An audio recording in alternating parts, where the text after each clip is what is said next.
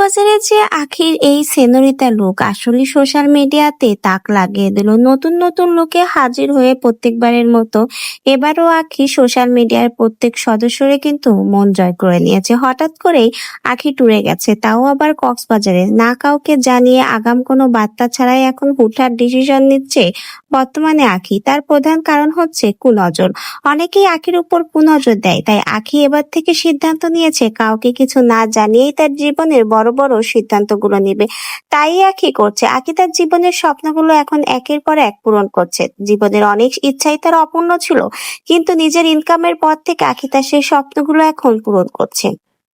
আখির অনেক ইচ্ছা ছিল জীবনে ঘুরতে যাওয়া, তার অনেক দেশ বিদেশ ঘোরার ইচ্ছা। শেষমেশ আখি তার সেই ছোট্ট ছোট্ট ইচ্ছাগুলো এখন নিজের ইনকামে নিজের পয়সা দিয়ে পূরণ করছে। আজকে আখি গেছে কক্সবাজার এবং সেই কক্সবাজার যে সুন্দর সুন্দর মুহূর্তের ভিডিও শেয়ার করছে।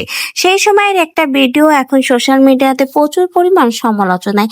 তা হলো সেনরিটার এই নতুন লুক। আখিকে এই লুকে চমৎকার লাগছে, প্রশংসায় ভাসছে আখির এই নতুন লুক। অনেকেই কিন্তু আখিকে এই লুকে দেখে বলেছে আখিকে আসলেই চমৎকার লাগছে। আখি যে কোনো লুক নিক না কেন, প্রত্যেক লুকেই আখিকে বেশ মানায়।